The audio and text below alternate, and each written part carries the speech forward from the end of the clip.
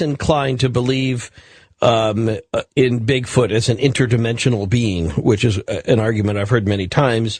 And rather, I see both the rational and the irrational in the belief of Bigfoot. That once it's established that it does fit within somewhere of the natural world, it also, again, it jars us. It monkey wrenches us into remembering we can't be so rational about what we think we know up front, that there are still many mysteries to be explained, and that's what we'll get into coming up next. What about the monsters of Christopher Columbus?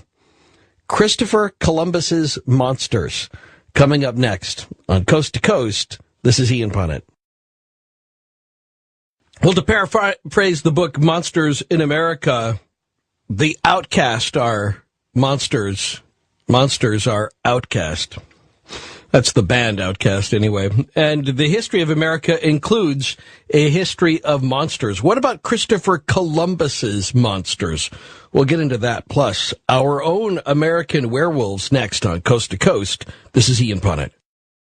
All right, so Scott Poole is the professor behind Monsters in America. Let's talk about the monsters that plagued Christopher Columbus. What did he see both on the way over, and what were the monsters that he saw once he arrived in the New World?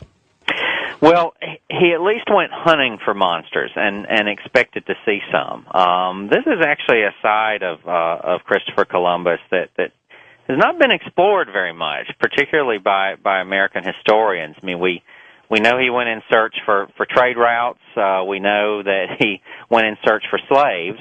But he also actually made it very clear in his own journals that he was on the lookout for monsters. And as he spent time in the Bahamas, later in Hispaniola or Haiti, he recorded a number of stories in 1492 and 93 about stories about one-eyed men, men with dog heads, a race with dog heads that decapitated their victims and drank their blood. And this sort of rhetoric showed up so frequently in Columbus that, some scholars have now gone so far as to say, he's sort of obsessed with monsters, and that the voyage to the New World was in part a kind of a monster hunt. All of this is being informed by that background we were talking about earlier, the expectation of finding monstrous races in those places out beyond the map. And the typical belief then, too, back in Europe, in a way, was that they were hearing about all these different monsters that were being reported back to them. Yet, part of the claim, and I love this about the book, is that we really start to explore what are unique American monsters, not ones that they had a frame of reference for necessarily in the Old World. But the Old World and the New World come together on a couple of those universal monsters of the 1930s, which I love. The fact that really Dracula is, although our version of Dracula is now the common the Americanization of Dracula has now sort of overtaken and sort of stamped over the original. The original Dracula was was sort of strictly European. Well, yes, and I mean, of course, vampire folklore is an Eastern European phenomenon going, at least back to the late medieval, early modern period. Although we do owe, as it's been said many times, we owe most of our vampire mythology to Bram Stoker's Dracula of the 1890s, and really even more so to popular culture. Vampires are very much American monsters in the sense that most of the attributes that we connect to them, and even kind of their cultural meanings, have really been born out of particular moments in American history. Okay, but one of the things I want to point out is that the definition of monsters, I think the core understanding to me of monster is that it has to be a being, whichever type of being we're talking about, alien being, natural being, supernatural being, serial killer, whatever. Mm-hmm. But I think it has to be a being that we perceive as being without a soul. The soul here, I know it can take on a couple of different definitions, and it can mean the divine spark, but I think at its core, it really just means self-awareness. And when a monster to me is something that lacks self-awareness of the effects that it's having on others, or the impact, or whether others even exist, or that we all exist for that monster's pleasure. That to me is the core. That's when we use the word monster, I think, most effectively, when we're talking about whether it's a serial killer, or whether it's a corporate executive in a way, and I'm just using that as an example, somebody who literally just has we saw that report came out a couple of years ago that said 1 out of 10 corporate executives on Wall Street qualify as having a pathological problem, that whereas 1 out of 100 in the United States might be considered so narcissistic or psychotic, but on Wall Street the number is actually higher, and you have to be in a way to only think in terms of numbers and making money and not caring about the people that it impacts. And I just think that's where to me that definition of monster, whether it's the early monsters that the Puritans were seeing, or whether it's the universal monsters or the monsters we look at in the news, it's those beings without a soul. Your thought on that? Well, I think that works for some monsters and not for others. So, give me an example of that doesn't work for you. Yeah. So for example, we do have our sympathetic monsters. Frankenstein's monster over time has become a sympathetic monster, almost a kind of an image of humanity in certain kinds of ways. And then, in the 40s and 50s, when you have the beginning of the contactee movement, the sort of explosion of interest in flying saucers, I mean, very frequently, although they certainly were sort of these creatures, these vehicles of the uncanny, which is one way you could think about the monster, they were frequently friendly. Sort of this idea of the messianic alien, the space brother notion that became very common among contactee groups in the 50s and 60s. That was a really important part of their ideal, and then in pop culture. Well, but wait, I want to step in there, and I think that makes my point, though, is that before they were perceived as having a soul, they were monsters. When they became humanized, if you'll pardon the term, when they became like us, when they became less of the other, when they were no longer malevolent but benevolent and here to help us and to guide us, they're no longer thought of as monsters.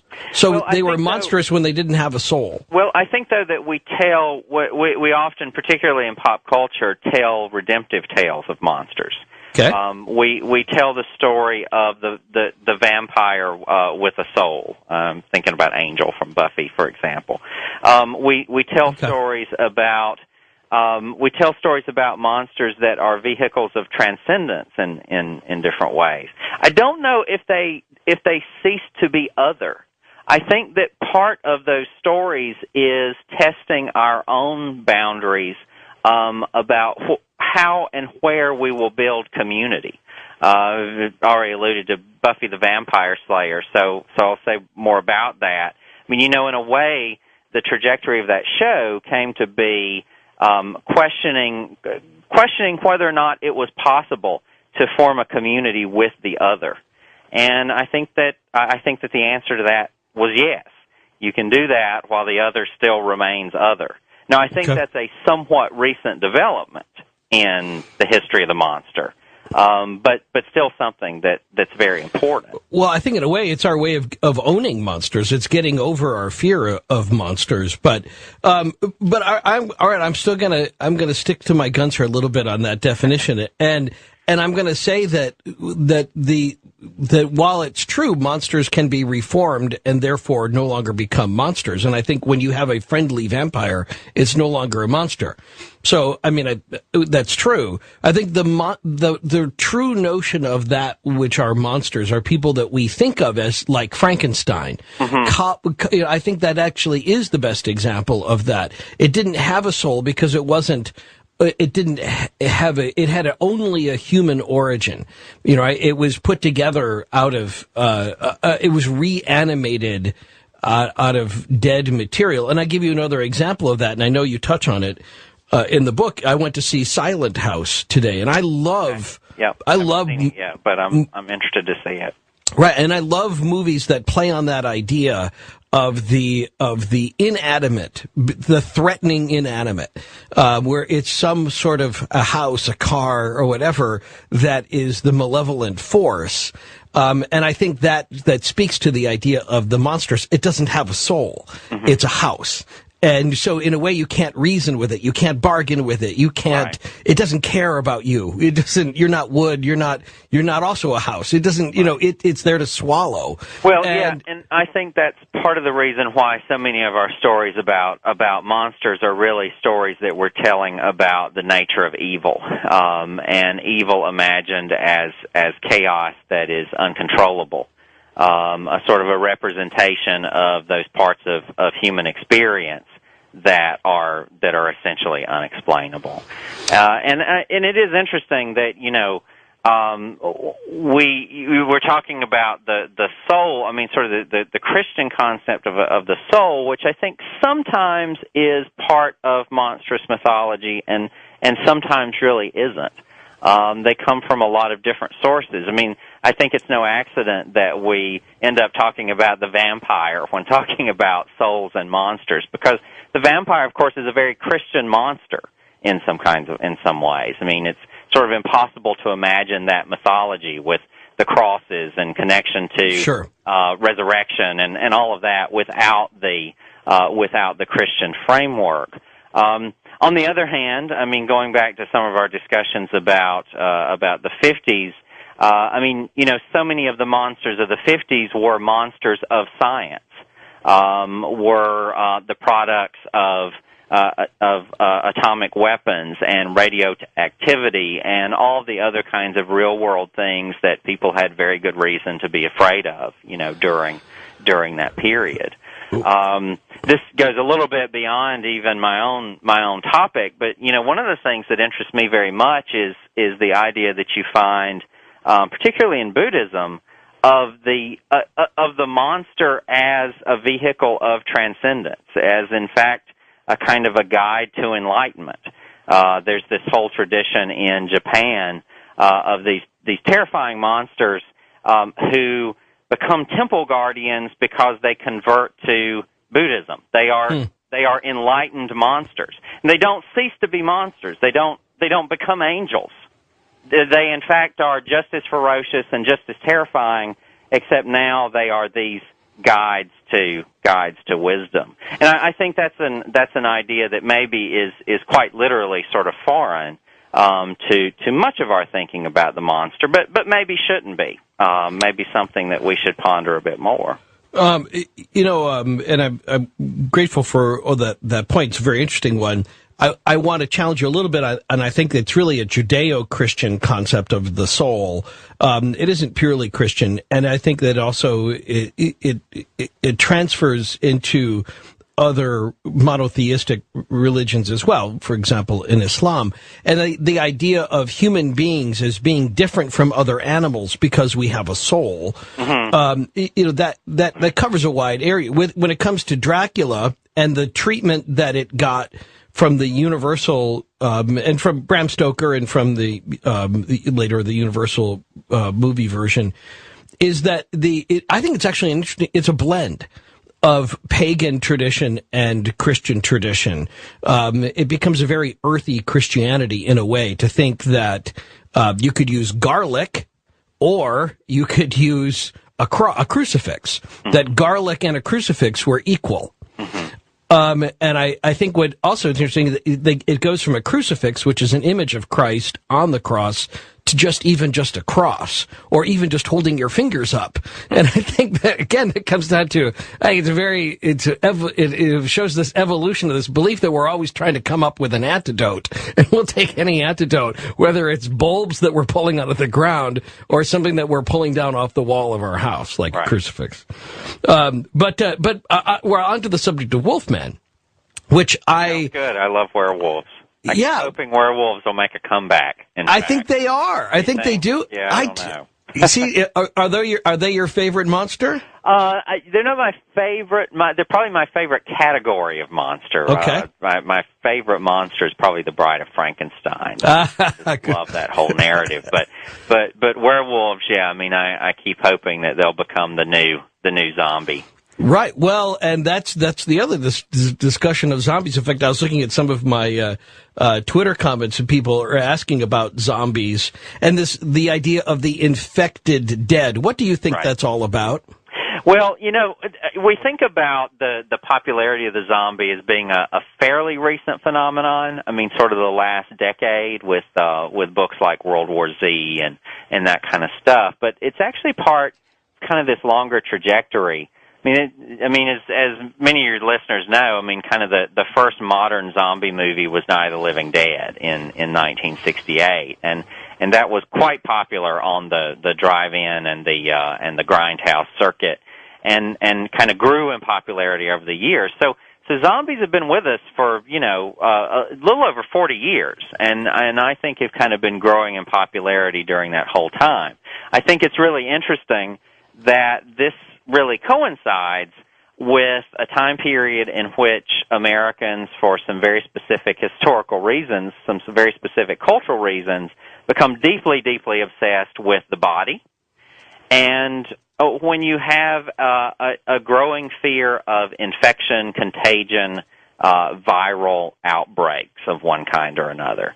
So, for example, actually both the zombie and the vampire, I think, benefited, I talk about this in the book, benefited from the plastic surgery revolution of the 1980s, which in turn coincided with kind of the explosion of dieting culture. You think about the zombie, I mean, it's sort of the ultimate nightmare of American culture's fascination with bodily fulfillment.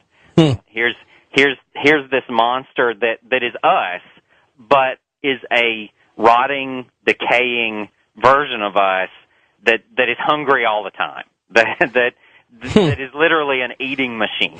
And so they are the thing that I guess really fascinates me the most about the zombie is the way in which they are just very embodied monsters. All of the horror connected to them is really horror of the body and horror related to the body. Nathan, are we a little early for the bottom of the hour break? I think we are, aren't we? I mean, I'm enjoying hearing the Munsters theme, but you're kind of freaking me out there. If you don't mind. That kind of scared me, as though the monsters are right behind me. I think you're about a minute or two early. But that just gives me a chance to go back to the Wolfman and to werewolves in general. Sure. I'm very interested in that, and I'm interested not just because there are cases of people who have taken a position in the wild. We know of, we would call them madmen today, or serial killers. I think our modern serial killers, Richard Ramirez, or some of the other people that stalked the hills looking for victims, I think they would have been thought of as shapeshifters. Yeah. They would have been thought of as werewolves, that they would have had the ability to come in and come out of society. Right. That was the way that they would have been thought of 100 years ago. And today we don't see them that way, but they're still monsters. I mean, serial killers are still monsters. Sure. And in fact, if there was sort of a golden age of the werewolf, it was probably France in about the 16th century, when there were actually werewolf trials. I mean, that was actually kind of the form that witch hunting took in France during that period. And at least one explanation that has been given for that is essentially the phenomenon of serial murder, which there was not really a cultural narrative to explain in the way that we have it today. So I think that's a very valid sort of comparison. I think also the fascination with the serial killer may be very much like our fascination with the werewolf. I mean, werewolves are tapping into this very primal, very violent part of ourselves, and I think that's part of the reason we love them. All right, so let's pick up with a conversation about Frankenstein and weird science. Okay, great. From Monsters in America, and I was reading this guy named Daniel, who's a big defender of science at Deacon Punnett. I'm sure he'll be freaking out about this coming up, but not everything science does makes perfect sense, and science has had its voodoo moments over the years, and in fact, some horrible things have been done in the name of science. And we'll talk about that in context of Monsters in America, our historical obsession with the hideous and the haunting. So look forward to continuing the conversation with you until next month, by the way, at Deacon Punnett on Twitter. And hang on, because we haven't even got to your phone calls yet before the end of this show with Dr. Scott Poole, expert on monsters in our culture. On Coast to Coast, this is Ian Punnett. Well, we all have our Wolfmans, you know. Dr. Scott Poole, Monsters in America. We'll talk more about weird science, the monstrous in science, next on Coast to Coast. This is Ian Punnett. As a historian as well as a author, Scott Poole is a pop culturalist, and it's no surprise that the book begins with discussions of movies. And throughout the entire book, you address the monsters in our pop culture. I don't think I've ever seen the original version of Frankenstein that you referenced, though. I mean, I've seen Frankenstein a half a dozen times. I don't think I've ever seen the line where Dr. Frankenstein yells, as you quote here in Monsters in America, "Now I know what it feels like to be God." That was in the original print, and it was edited out? That was edited out. It was actually edited out by a crash of thunder. But in the original version, and I have seen a print that you hear this pretty clearly, that does appear there. And of course that really sort of captured the spirit of Shelley's original narrative. Sure. But there was a lot of concern. I mean, this is early days of horror film. And so there's a lot of concern about touching on those themes. So much so that, as you might remember from the version that you have seen of Frankenstein, it actually begins with Carl Laemmle coming out and essentially saying, "Hey, this is a moral parable. This is about sort of reminding us that we shouldn't have hubris in relation to life and to God and et cetera." So yeah, I mean, some of the really strong medicine that's in that film about these kind of more Promethean themes just don't quite make it. You see that in the Bride of Frankenstein as well, where Elsa Lanchester at the very beginning plays Mary Shelley, and essentially says the same thing, that she's trying to tell a moral tale. That's true for the beginning of Thriller.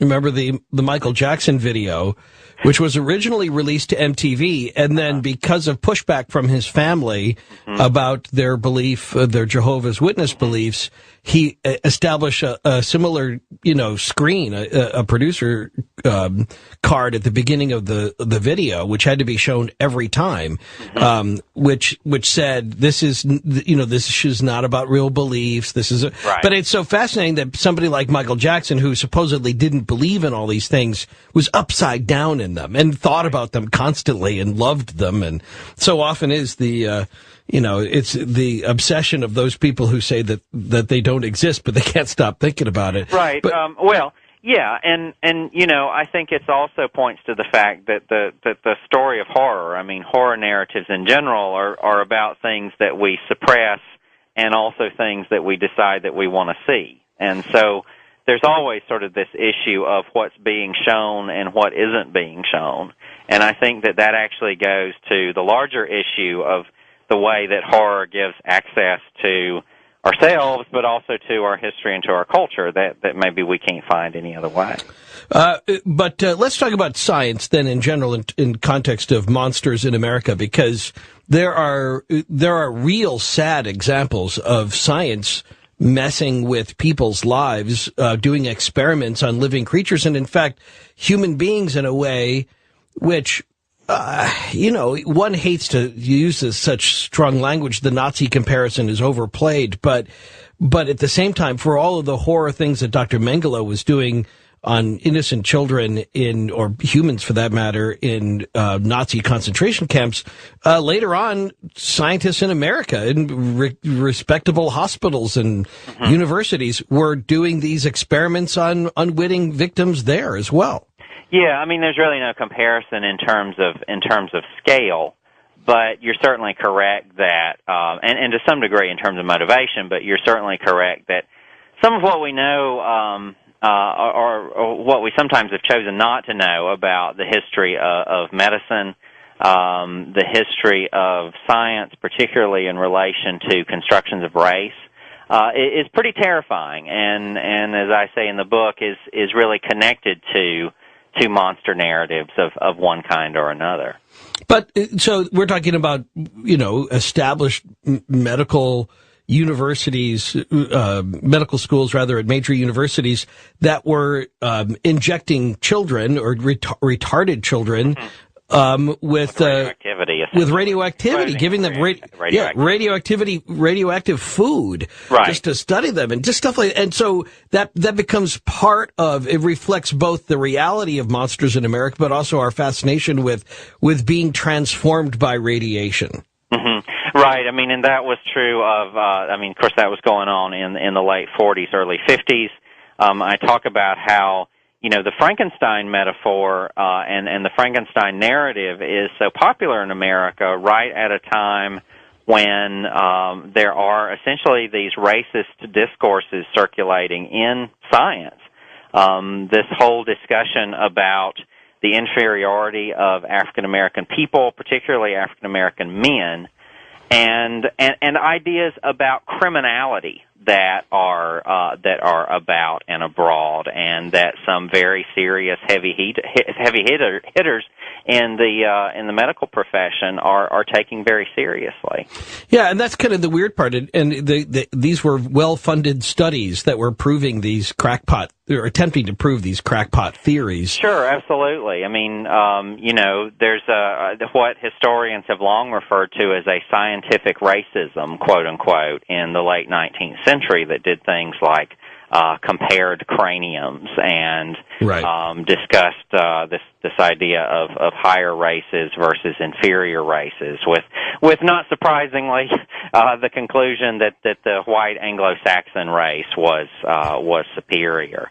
This is also the same time period as the popularity of the freak show, and so there's kind of this popular version of this, the sideshow element, which often presented the notion of people who had been born abnormally, often because they were represented as being exotic, foreign, or some sort of hybrid. And of course, the logic of white supremacy was that hybridity was always wrong. The old term miscegenation. That's going to be the downfall of Western white civilization.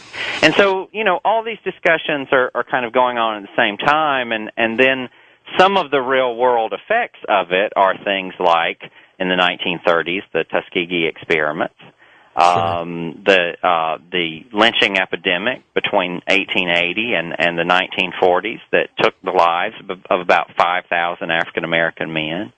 So, and the rise of Hitler in Europe too. I mean, the same theories. The discussion of eugenics in the 20s and 30s as well. I mean, and so what I really see is all these ideas really circulating at once, influencing one another, and so then it's really no accident that in James Whale's 1931 Frankenstein, you have this whole discussion of, well, the monster is a monster because it was implanted with a criminal brain.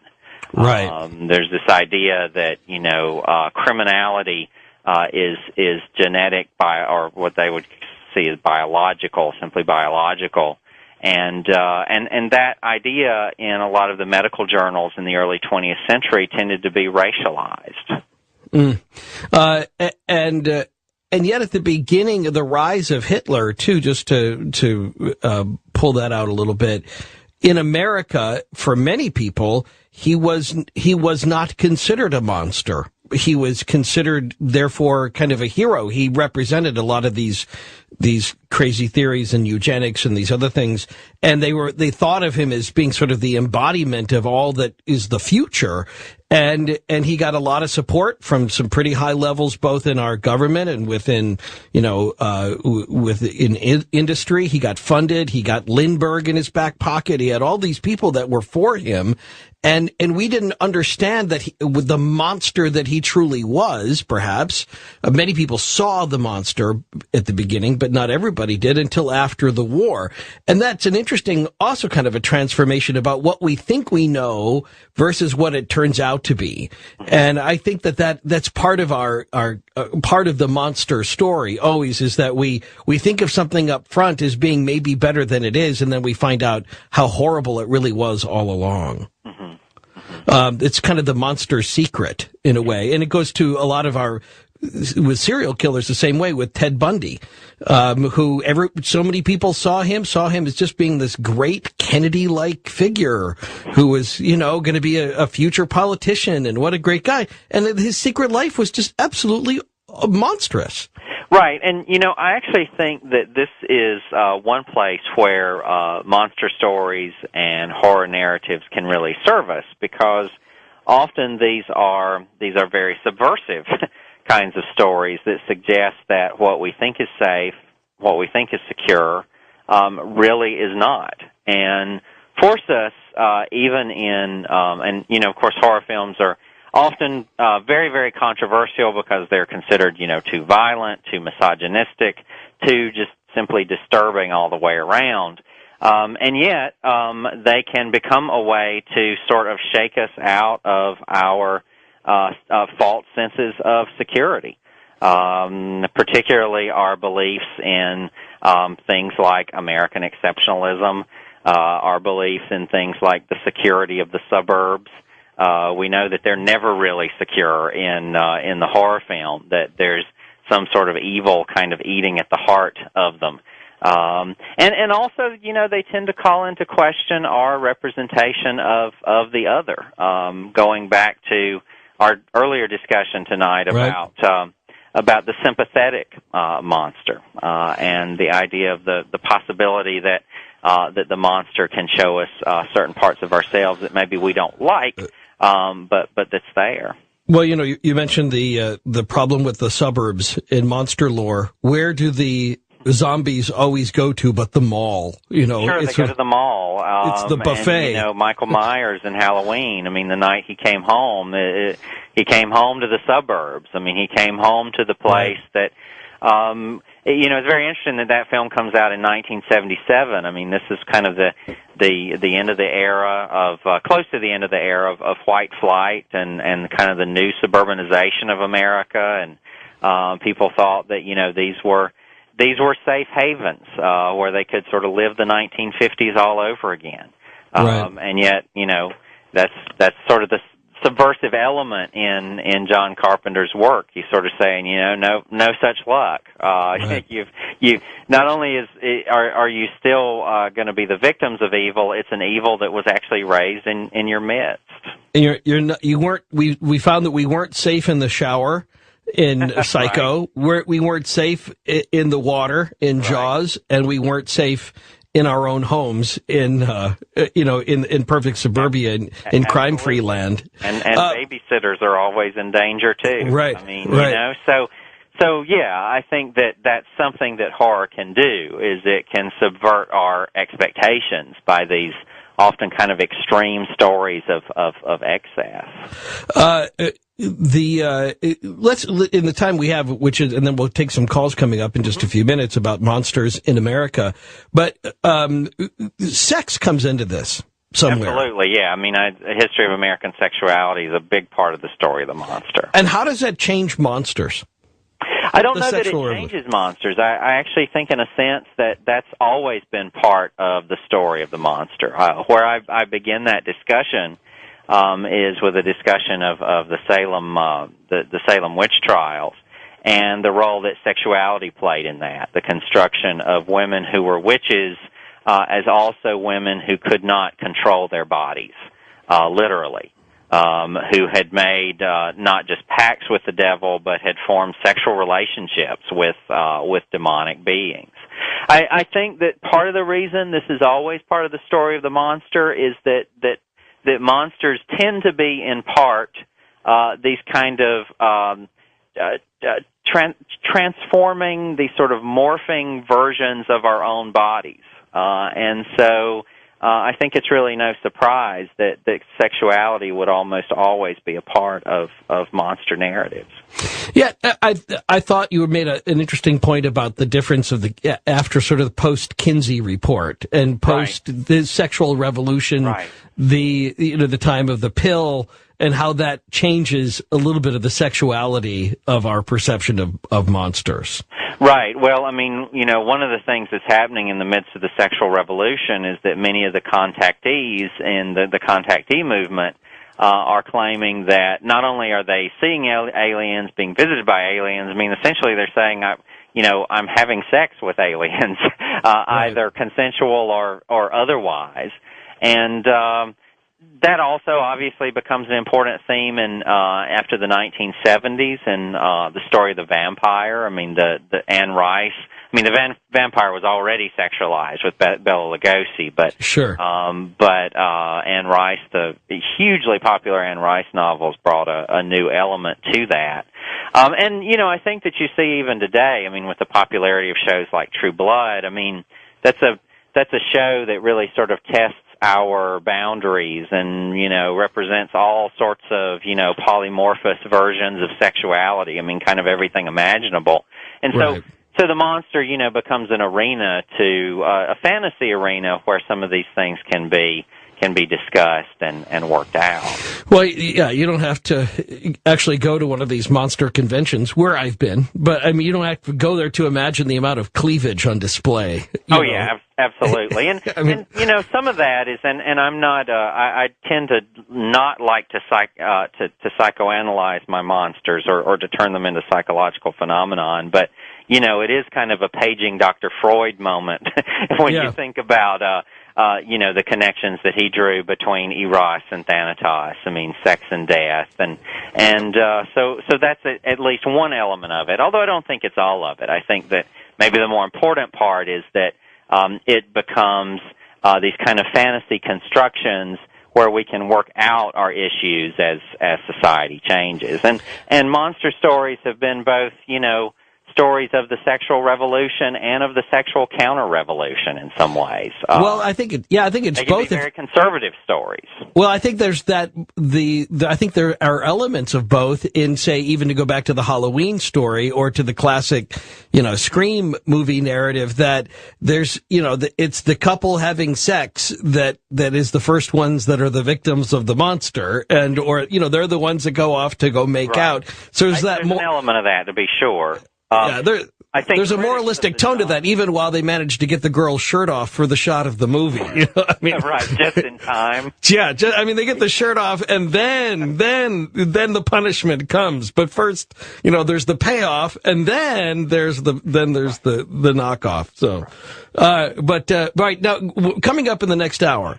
Can I do this? I want to. I know there's a lot of interest in monsters in our pop culture, and I know that that's an interest of yours as well. And whether it's purely in Monsters in America, the book that you can link up to at coasttocoastam.com and find out more about there. Would you be interested, Scott, in taking some calls from people in discussing what their favorite monster is? Oh, absolutely. And what you see in those monsters. What is it? How is it that you find what's informative about that monster choice? You good with that? Let's do that. Okay. Well, so we have an hour. I'm really looking forward to this. We'll give you all the numbers that you need coming up after the top of the hour, and we'll go there. We didn't touch on some of the other chapters. Undead Americans, very interesting. And then Worse Things Waiting, which comes up toward the end of Monsters in America. An interesting conversation about our monsters and why they are unique to America, why we need them, too, at the same time, how that brings us together as a people. And then I also look forward to, we're going to have a big show coming up on Easter Sunday. I'll tell you more about that coming up after the top of the hour. But I'm pretty sure it's already been settled, so I feel good enough about telling you what's coming up in April in just a few minutes. That'll be the next time I'm on Coast to Coast, and or in the meantime, contact me through Twitter. Look forward to staying in touch there at Deacon Punnett. Coast to Coast AM. This is Ian Punnett. History shows again and again how nature points up the folly of man. Godzilla. You know, we hadn't talked about Godzilla much. And there is, of course, the American Godzilla version, too, not just the Japanese, which would also fit nicely. In Monsters in America, our historical obsession with the hideous and the haunting. Dr. W. Scott Poole will take your calls coming up. And when we do, too, we'll us address your favorite monster. If there's a favorite monster you want to talk about, and what your favorite American monster. We'll limit it to that. We'd love to have you join the conversation coming up here on Coast to Coast. Now, I just want to say, just before the top of the hour, you heard Frankenstein. We played that from the Edgar Winter Group, and we just played it as kind of like a bumper into the top of the hour. But there was in the news there was a death pertaining to Frankenstein. Not the original, of course, movie version or that, but the song by the Edgar Winter Group, and there were, you know, some. Rick Derringer is most commonly associated with Frankenstein, and he was one of the most notable members of the group. But there were others, and there was one in particular who just died, and I want to tell you about that coming up next on Coast to Coast. This is Ian Punnett. Well, all the lines are taken right now. We'll try and get you one in just a second. Going back a little bit to say Ronnie Montrose was a hard rock guitarist, known for being a solo artist or leading his own band, but he was one of the contributors to the Edgar Winter Group. And he died this week at age 64. Kind of a sad story at the end, as I understand it.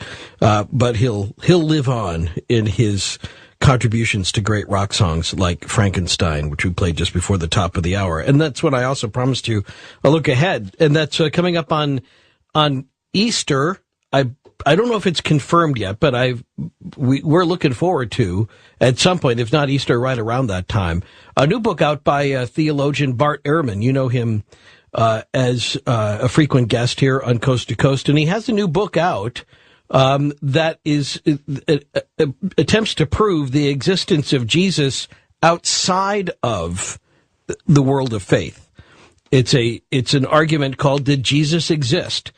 And this is his amazing attempt at proving to people who believe that there was no real Jesus, that there was in fact a historical argument that can be made for the existence of Jesus beyond the argument of faith. And that'll be coming up, I think. I don't want to jinx it, but I think on Easter next time I'm on. Let's go and grab a bunch of calls. We've got everybody standing by for Dr. Scott Poole, Monsters in America. Let's pick it up with Cora, who's in New Mexico on Coast to Coast. Cora? Yes, I was wondering if you would consider the fact that the more a society is either repressed or oppressed as a factor in how bad the demons are and their reaction to them. And even in the case of body image and zombies, isn't that our pushback on Madison Avenue, expecting us to appear in the image they want us to present?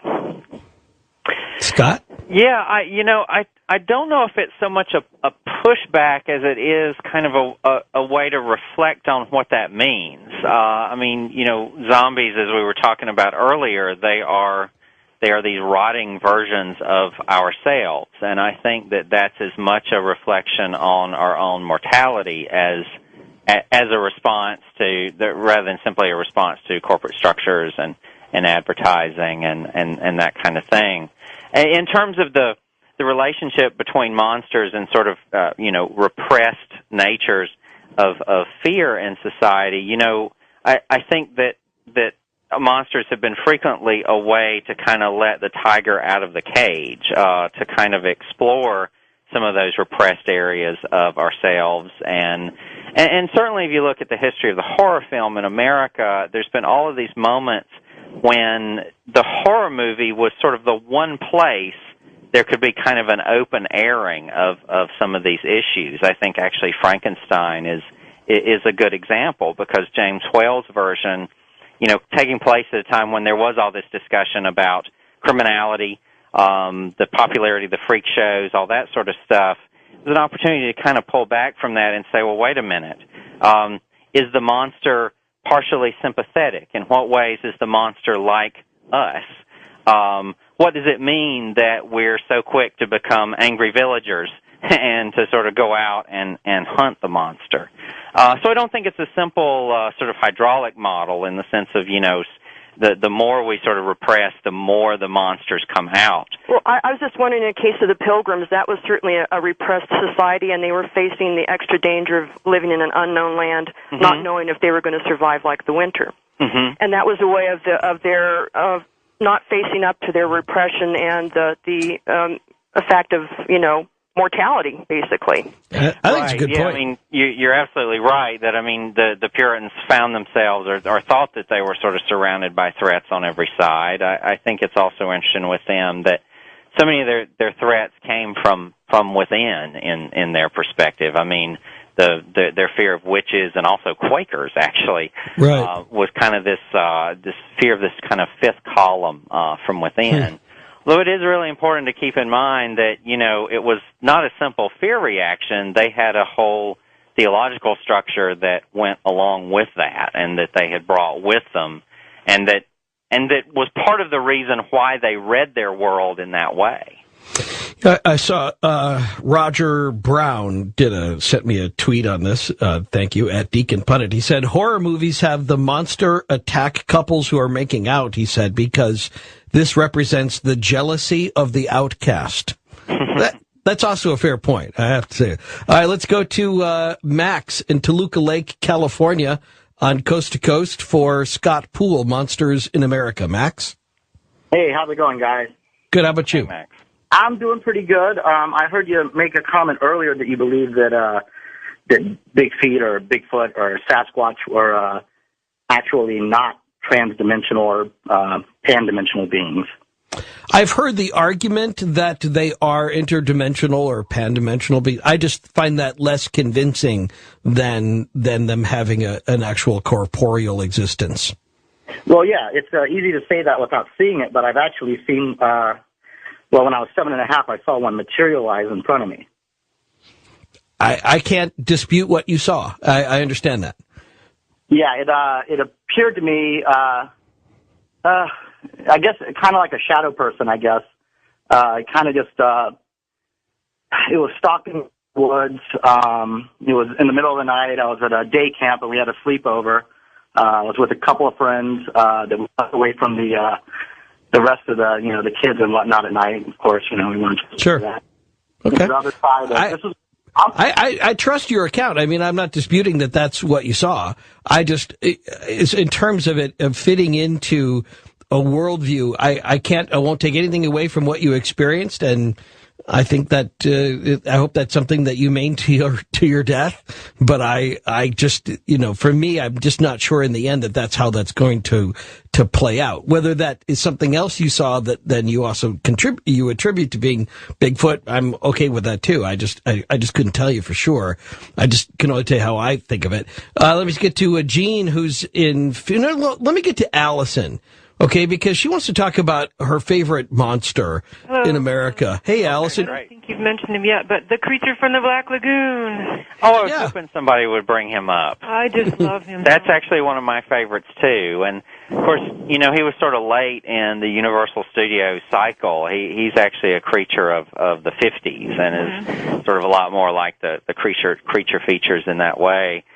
It's interesting, isn't it? I mean, it's goes back to, I think, to our earlier discussion about monsters and sexuality, because there's sort of this King Kong theme with the creature from the Black Lagoon. He becomes very attached. I know. Yeah, with Julie Adams, the actress. Right. Yeah, absolutely. And except it's more believable in a way because they're about the same size and everything too. Right. And so. And so, I think that's one of the things that's very interesting about that, even thinking about sort of the otherness of the creature. I mean, he's this walking fish, right? and this is a very beautiful sort of ideal version of post World War II American womanhood. I mean that really, it really touched on notions of sexual threat and kind of the idea of the sort of white women in danger theme, which is something that I talk about in the book as kind of a sub-theme running through American history. And yet at the same time, he's sort of threatening and predatory, and yet he's a deeply sympathetic monster, in many ways more sympathetic than Frankenstein. Almost kind of embodies endangered nature in certain kinds of ways. He just wanted to be left alone in his lagoon, right? Yeah, what I like about the movie poster always shows the creature from the Black Lagoon holding the actress. What did you say her name was? Julia Adams. And always holding her and always looking like he's just about to cop a feel. The hand is coming up right around. Actually, with horror film posters in the 1950s was a pretty common theme. Yeah. Some of the more famous ones, like the Michael Landon, I Was a Teenage Werewolf, it definitely has sort of the werewolf as sexual threat. Even some of the alien invasion. Well, it's just even in the poster, just to see the hand going for second base on the poster for the Black Lagoon, it couldn't get more obvious than that. Gene, west of the Rockies in Phoenix on Coast to Coast for Dr. Scott Poole. Go ahead, Gene. Good evening. Hey, first of all, I'm a registered nurse. I married into the tribe, Navajo tribe, probably about 30 years ago. I lived up on the reservation. I recently have been, I've seen them before myself, but recently there's been an increase in the sightings up there, not only by the Navajo police, but one supposedly got hit on I-40 about 2 months ago by a semi, and they couldn't find the body afterwards. But what I'm talking about is skinwalkers. Now, I know how to be. I've had medicine men tell me, in the family, how to become one, and I've actually seen them firsthand out there in the woods at night. But, Doctor, this is something real. And it's just not just the skinwalkers up there. Of course, all the lights and activity that's been going up there is just going nuts. But this is documented by the Navajo police. They out in Crown Point, they just did a series on what happened, and one got hit on I-40. They couldn't find the body. A semi hit it. Right. So let's talk about that in terms of monsters in America, though, Gene. Right. So, go ahead. You had a point you wanted to make or a question? Well, no, I have a question. What does the doctor, what do you think about, actual real monsters? This is something that's been documented. Okay. Seen, the Navajo referred to as Chingy. What do you think? Again, I would go back to our earlier discussion. I don't think until there is empirical evidence for something, and eyewitness accounts, unfortunately, don't count as empirical evidence. I tend to be more interested in how those kinds of beliefs have functioned and why it is that they're important to people. I think the skinwalker belief is especially interesting because not only does it connect back to some of the important traditions of the Navajo, but it also has become kind of entangled in modern American urban legend. The old Route 666, which actually I believe in Utah the name has been changed, but it was a very common place to cite these sort of werewolf-like creatures, and so I think that they kind of have performed this function of suggesting that there's still something wild out there. That the American frontier is not as closed as we think it is, or maybe on some level that we really know that it is.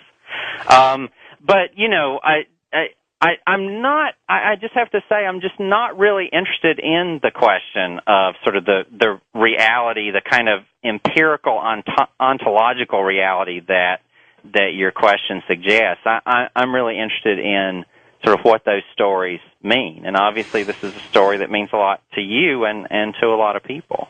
Let me go to Paul, who's in the Bronx on Coast to Coast for Dr. Scott Poole. Go ahead, Paul.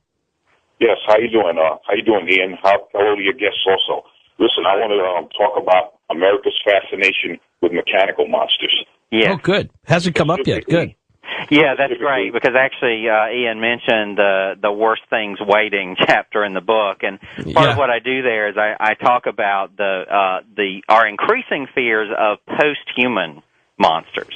Really sort of the idea of cybernetic monsters, which kind of began with sort of the killer android idea, and now I think has morphed into, in a way, sort of scarier places. So what are you thinking of, Paul? Yeah, I'm thinking about specifically monster trucks. I went to a monster truck show about 2 weeks ago in New Jersey, and it was fascinating because they had two specific. Well, first of all, they had the Superstar, which was Gravedigger. Yeah. But they had two trucks that fascinated me. One was a monster school truck. I mean, a monster school bus, and the other one looked like a giant lobster by the name of Crustacean. Okay, well, that sounds interesting. But at the same time, it seems a little off topic. But thanks, Paul. Let me get to John, who's also in the Bronx and is obviously your neighbor. John, you have a quick thought on monsters in America? Well, I wanted to ask your guest about the relationship between Ed Wood and Bela Lugosi, and mainly how did Bela Lugosi's real-life heroin addiction affect his depiction of Dracula and, his roles in other films? Well, I don't know if that's in your wheelhouse, Scott, but I am curious about drugs and monsters in America. Well, I can actually talk just a little bit about Bela Lugosi, not a lot, but I will say, actually, sort of the worst period of his heroin addiction was post-Dracula. And so it's actually a lot of the really terrible films that he was making in the 1940s after he left Universal, that you really saw the effects of that. Lugosi is really a depressing story because, he actually gave up the opportunity to play Frankenstein. The reason being that he felt like, he didn't want to be the monster that just sort of walked around and made grunting noises, and had no idea that it was going to make Boris Karloff the incredible star and celebrity that he became. So, unfortunately, Lugosi's career declined pretty rapidly after that. As far as sort of the idea of drugs and monsters, I am very interested in the way that the vampire mythology has focused more and more over the last 20 years in the notion of addiction, particularly with some of these brooding vampires these brooding, tormented vampires that we have in pop culture, who almost sort of can't seem to help themselves and are always sort of trying to struggle, with their addiction to human blood, and then that's coming very clearly from public cultural discourses about addictive behavior. Yeah, but I think there's another category there that we are hinting at, which is that for a while it was the crystal meth. It was like babysitters on PCP during that whole period where all these urban legends about that. Right. But then even, going back to reefer madness, and even before that, back to the Victorian era about, drinking a potion and becoming a completely different person in the Jekyll Hyde scenario. Right. And, it's interesting that you mentioned reefer madness, because, there's often been a tendency in American culture to connect sort of, poisonous, deadly drugs to the foreign. And to the exotic. I mean, some of the first anti-marijuana laws in the Southwest were really sort of anti-immigrant laws, sort of directed against this sort of fear of Hispanic immigrants, and drugs coming from Mexico. I think it's always been a part of sort of our ideas about the other, the dangerous other.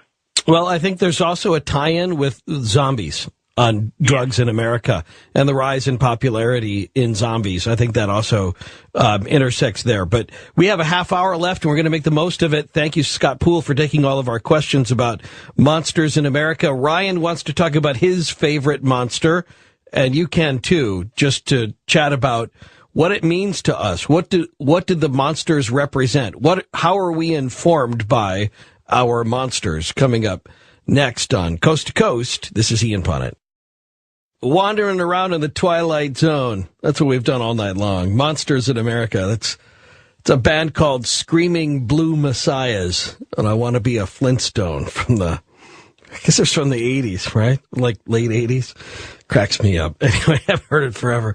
But the phones are packed, so we'll get to your questions, your comments about monsters in America, including your favorite monster and what you think it means to you. Also, if you missed it in the first hour, I was talking about a story we put up at coasttocoastam.com. There's an interesting werewolf story there, which I want to address with Scott Poole before it's over. And then also a story about two dogs that escaped from their home, and went to a pet food store a mile away. Went on a big adventure and it ended up, they knew right where they were going to go. And they let themselves into a pet food store. There's a story done by a friend of mine named Joe Mason, who's also a big coastie. So we posted that story up at coasttocoastam.com. You ought to take a look at it. It's a lot of fun. Back to your questions and comments as we wrap up this conversation about monsters amongst us next on Coast to Coast. This is Ian Punnett. And Dr. Scott Poole, Roger Wheat tweeted, my favorite American monster is the Jersey Devil. I'm hearing that from a lot of people. Yeah. But that's a uniquely American monster. It absolutely is, and is actually a very old monster. It goes back to an oral tradition in the 1720s and 1730s. So it's been around a long time. Very misogynistic monster story, too. Most of the origin stories of the Jersey Devil have it that is born out of a witch or born out of a woman who was unfaithful to her husband or born from a woman who refused to have more children. Yep. So kind of intertwined with some of the misogyny of the witch hunt era. And now it's intertwined with Snooky. Absolutely, yeah. I've just made a joke about that. I said something about the Jersey Devil in class the other day, and obviously somebody said, you mean Snooky? Yeah, there you go. Andrew is in Santa Rosa, California on Coast to Coast for Scott Poole, Monsters in America. Andrew? Andrew, are you there? Did we lose Andrew? Oh, well, sorry about that. We'll move on and we'll go to Scott, who's in Columbus, Ohio, Monsters in America. Oh, no, that's Dale. Dale, go ahead. Hi, Ian. It's great to talk to you. And you're talking with Scott Poole. Go ahead. Thank you, Scott, for all your information, and it's great to be able to hear from you. Thanks. I have two stories, if you have time. Well, we have time for one anyway, because we've got so many other people that want to get on. Okay, the first one is 6 years ago. My family and I went down to Hocking Hills in Ohio. It's a very rural place in Ohio. And we went down there to ride horseback. We were staying down there for the weekend. We thought we'd take the kids out and have a good time. So we were down there for the weekend, and we were on the horseback, and we were riding through this field, and there was this creature. It was a brown-haired creature that was off to the right-hand side of the trail, and the horses all reared up, all 5 of the horses reared up, and they wouldn't go any further. So everyone was backing off. The horses were actually backing up on the trail. What did you think it was, Dale? Well, it was the Grassman. The Grassman? Yeah, it was the Ohio Grassman. It was the Ohio Bigfoot. And that's exactly what we saw. How close were you then?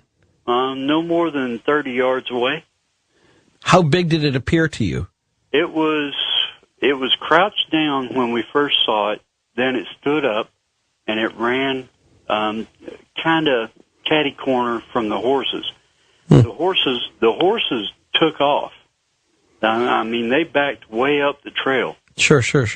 That's very interesting. And Scott, I don't think I read about the Grassman in Monsters in America. I don't think I came across the Grassman either, although, it has always interested me about the Bigfoot story that it just sort of how quickly it became trans-regional. So much so that essentially, every region has its Bigfoot now. And I believe there's been discussions about, maybe they're migrating and that kind of thing, but but it certainly was a monster that captured the public consciousness in a really powerful way.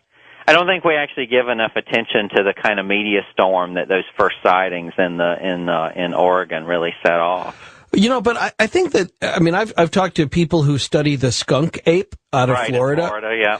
And I think they would make an argument that it may not be the same as Sasquatch, and that because of the Everglades, because of the different environment, that it might be a different type of species. They just haven't been able to get any closer than that. I don't know that they're all the same. I see the similarities, but let me grab Kinzer, who is in Charleston. Can't be too far away from where you teach. Yeah. Scott Poole, first-time caller line. Go ahead.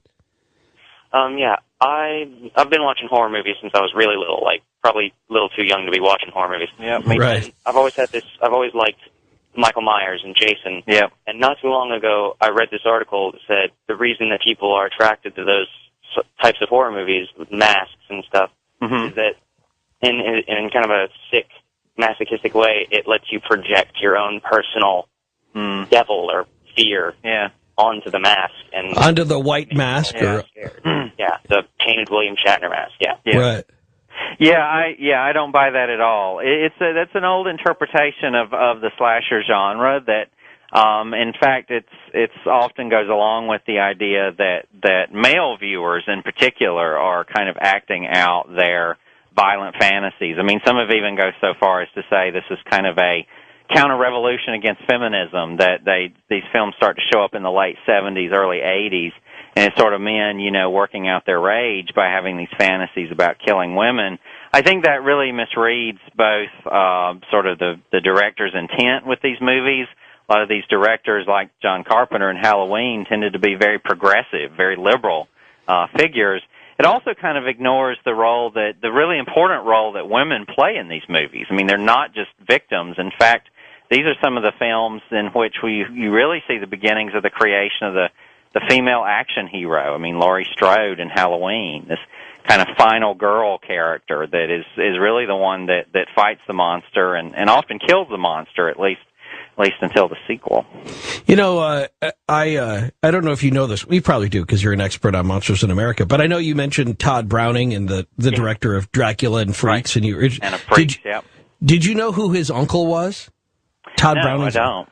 His uncle was the Louisville Slugger, after whom the bat is named. Isn't that cool? Yeah, especially because of the whole bat and Dracula thing. That here we have, but his uncle was a professional baseball player in Louisville, and that was his nickname, was the Louisville Slugger, and they started making the bat there, and they gave it that nickname. Even though he was a total mess, he was apparently also famous for rounding the bases and falling asleep because he was drunk while he was rounding the bases. Let's go to Adam in Peoria on Coast to Coast for Scott Poole, Monsters in America. Adam? Yeah, I just wanted to make a comment about the current zombie craze. Yeah.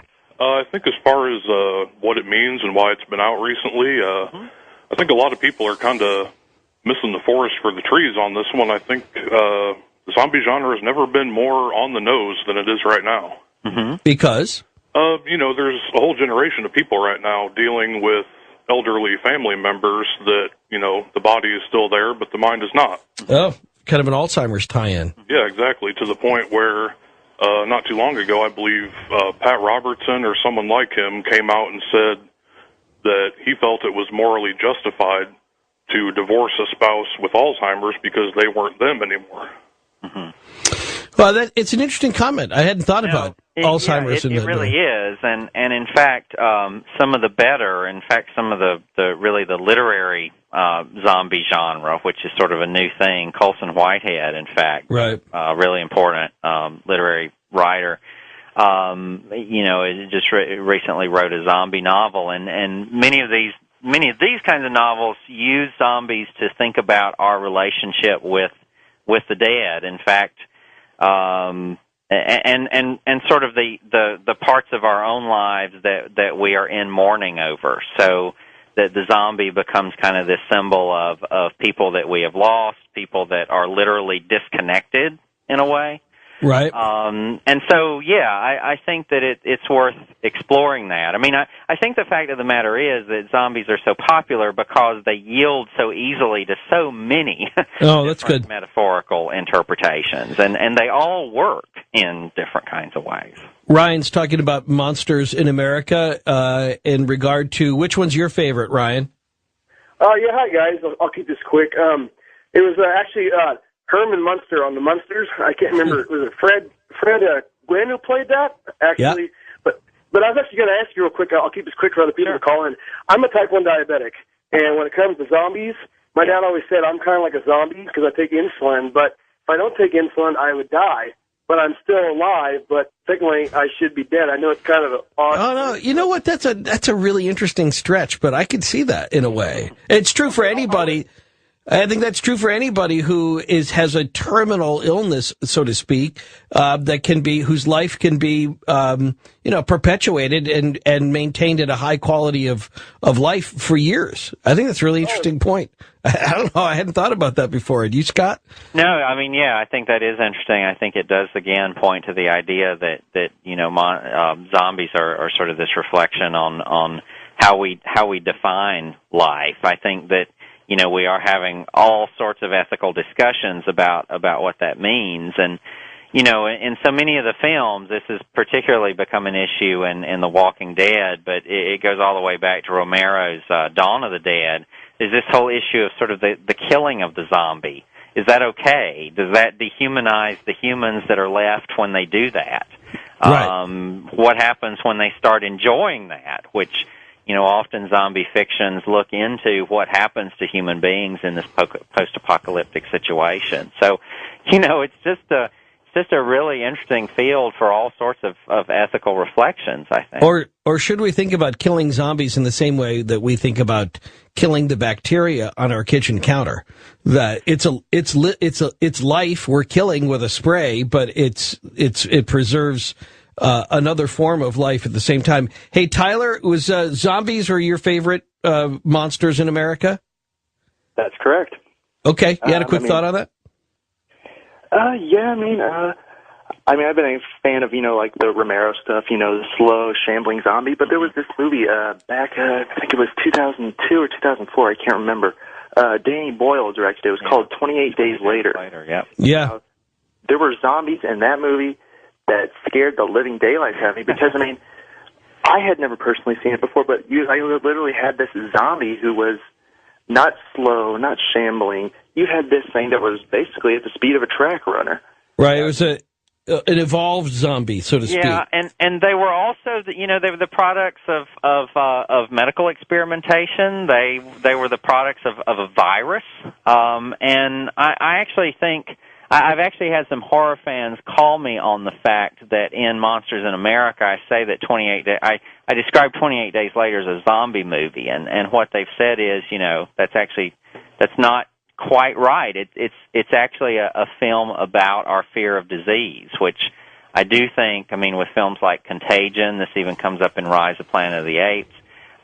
That seems to be one of our new fears, one of the worst things waiting, like we were talking about earlier. Well, but it's still a zombie movie, just in the same way it would be like saying dead, though. Well, I know, but it'd be like saying The Werewolf is really a film about anti-Semitism. It's true, but it's still a werewolf movie.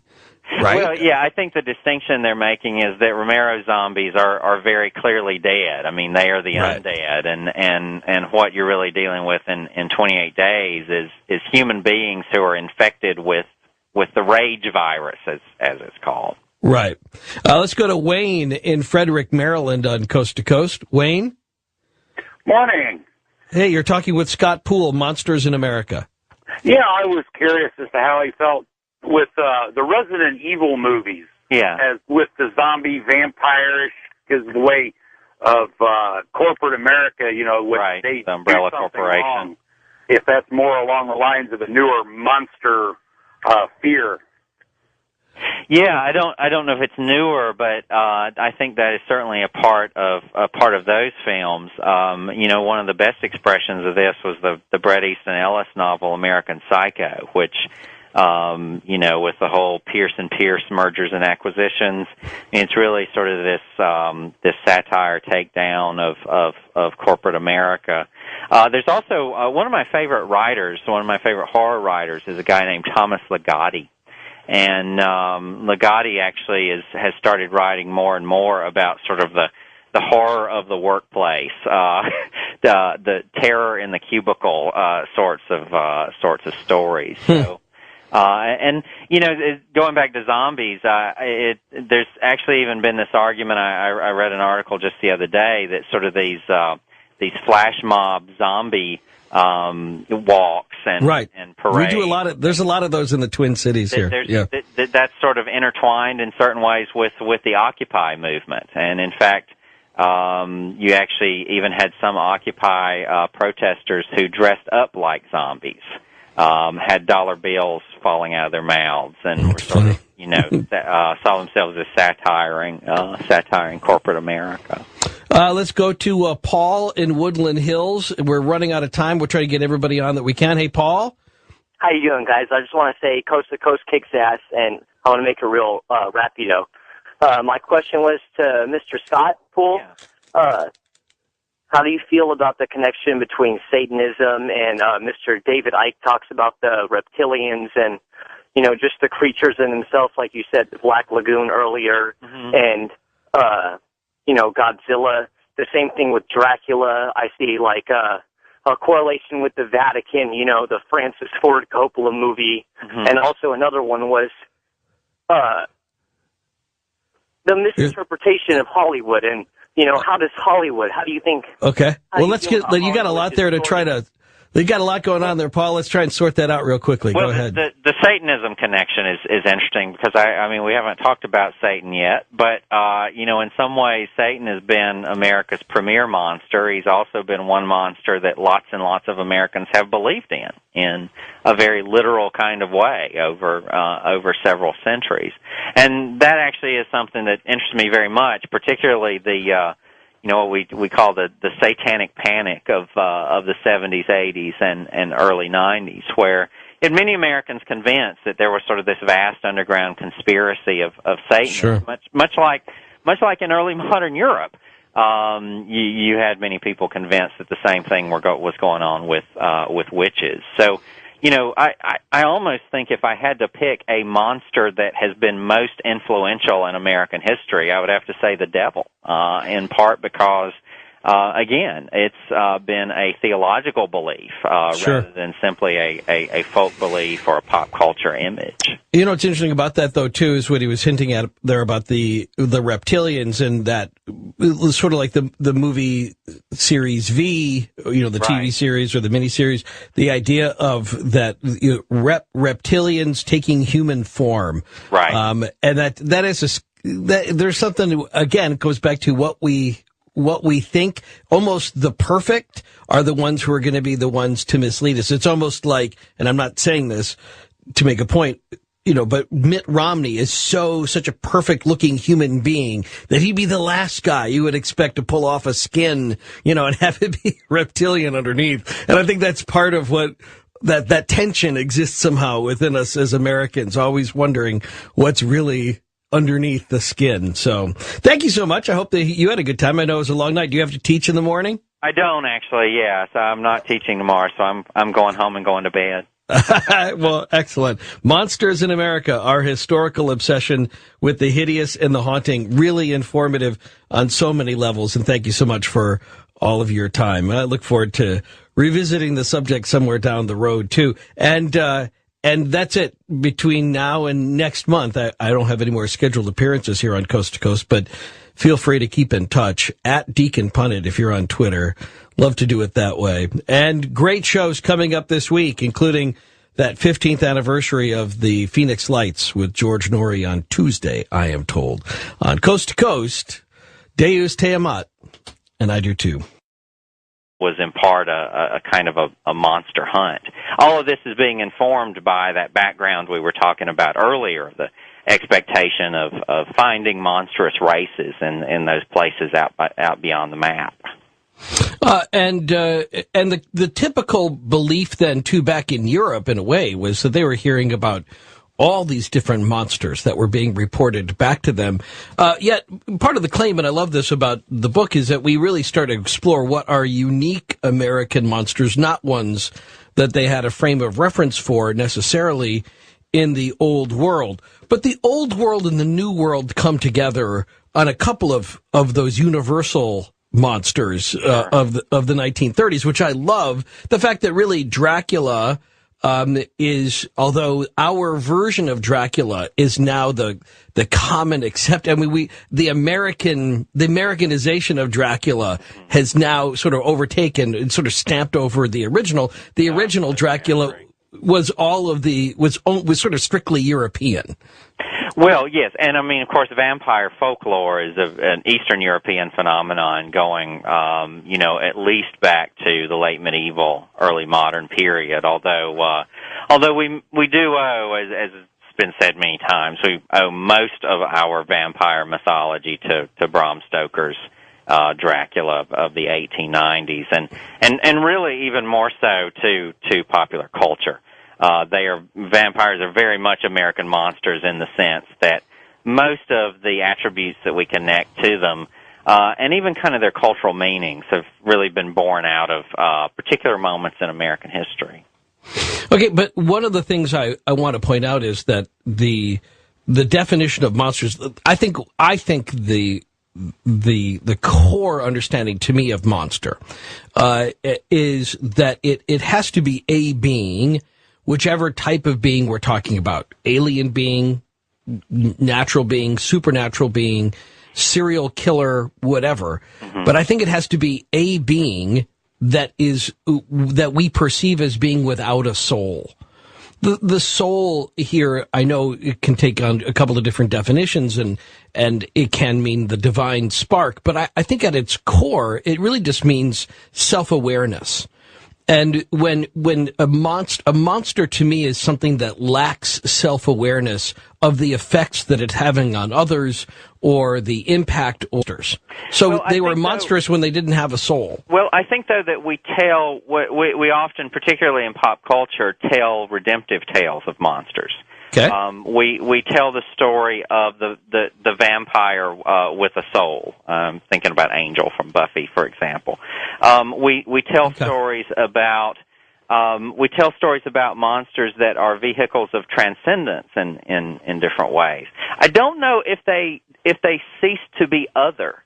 I think that part of those stories is testing our own boundaries about how and where we will build community. I've already alluded to Buffy the Vampire Slayer, so I'll say more about that. I mean, in a way, the trajectory of that show came to be questioning whether or not it was possible to form a community with the other. And I think that the answer to that was yes. You can do that while the other still remains other. Now, I think that's a somewhat recent development in the history of the monster, but still something that's very important. Well, I think in a way it's our way of owning monsters. It's getting over our fear of monsters. But I'm all right. I'm gonna stick to my guns here a little bit on that definition, and I'm going to say that while it's true, monsters can be reformed and therefore no longer become monsters. And I think when you have a friendly vampire, it's no longer a monster. So, I mean, that's true. I think the true notion of that which are monsters are people that we think of as like Frankenstein. Mm-hmm. I think that actually is the best example of that. It didn't have a soul because it had only a human origin.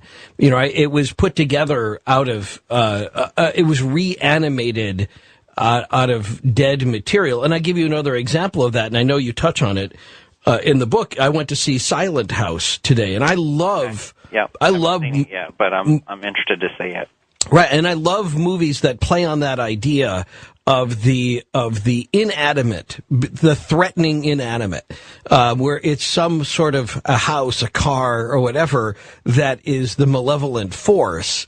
And I think that speaks to the idea of the monstrous. It doesn't have a soul. Mm-hmm. It's a house.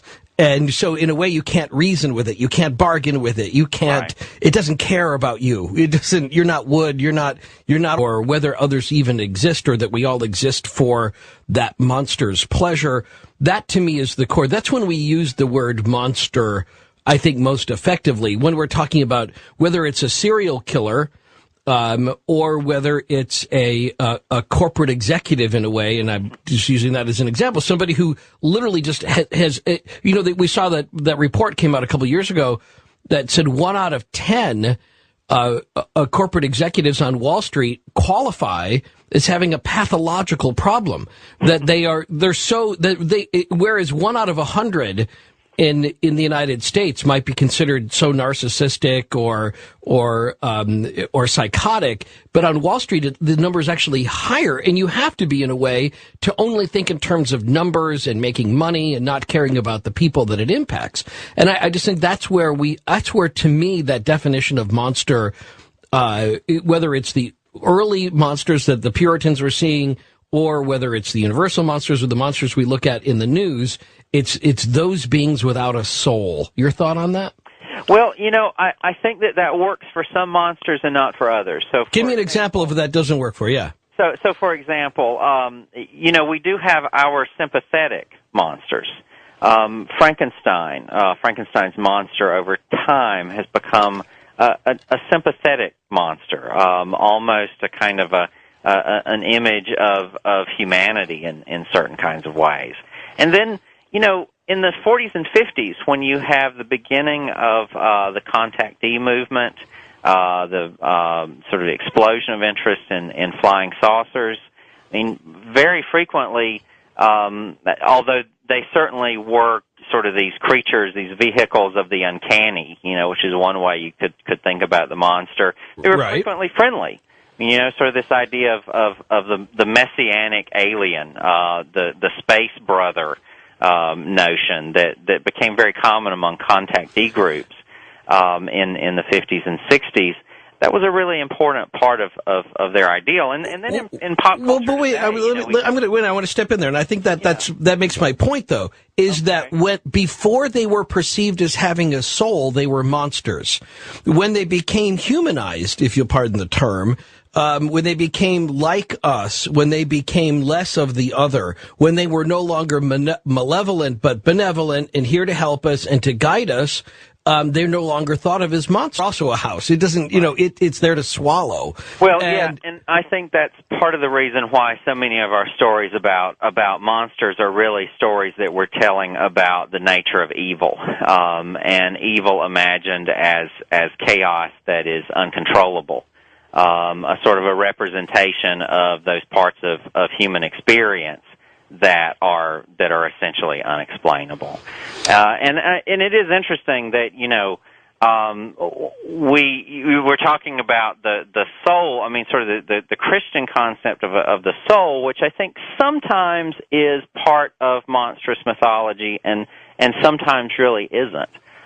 They come from a lot of different sources. I mean, I think it's no accident that we end up talking about the vampire when talking about souls and monsters, because the vampire, of course, is a very Christian monster in some ways. I mean, it's sort of impossible to imagine that mythology with the crosses and connection to resurrection and all of that without the Christian framework. On the other hand, I mean, going back to some of our discussions about the 50s, I mean, so many of the monsters of the 50s were monsters of science, were the products of atomic weapons and radioactivity and all the other kinds of real-world things that people had very good reason to be afraid of, during that period.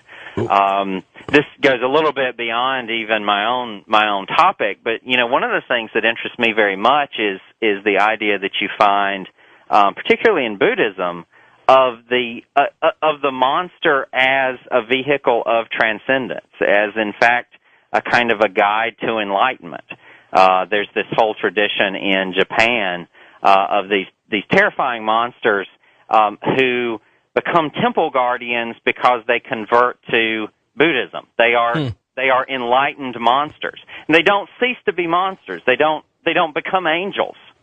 They, in fact, are just as ferocious and just as terrifying, except now they are these guides to wisdom. And I think that's an idea that maybe is quite literally sort of foreign to much of our thinking about the monster, but maybe shouldn't be. Maybe something that we should ponder a bit more.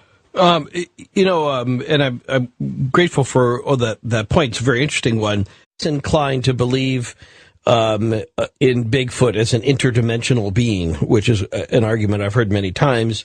And rather, I see both the rational and the irrational in the belief of Bigfoot. That once it's established that it does fit within somewhere of the natural world, it also, again, it jars us. It monkey wrenches us into remembering we can't be so rational about what we think we know up front, that there are still many mysteries to be explained. And that's what we'll get into coming up next. What about the monsters of Christopher Columbus? Christopher Columbus's monsters coming up next on Coast to Coast. This is Ian Punnett. Well, to paraphrase the book Monsters in America, the outcast are monsters. Monsters are outcast. That's the band Outcast, anyway. And the history of America includes a history of monsters. What about Christopher Columbus's monsters? We'll get into that. Plus, our own American werewolves next on Coast to Coast. This is Ian Punnett.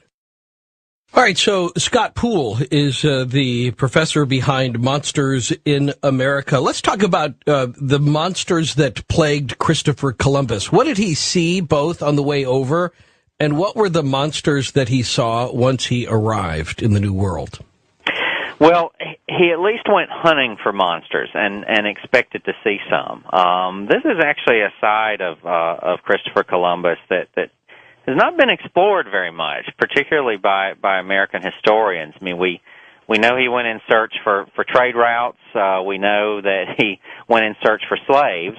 But he also actually made it very clear in his own journals that he was on the lookout for monsters. And as he spent time in the Bahamas, later in Hispaniola or Haiti, he recorded a number of stories in 1492 and 93 about stories about one-eyed men, men with dog heads, a race with dog heads that decapitated their victims and drank their blood. And this sort of rhetoric showed up so frequently in Columbus that, some scholars have now gone so far as to say, he's sort of obsessed with monsters, and that the voyage to the New World was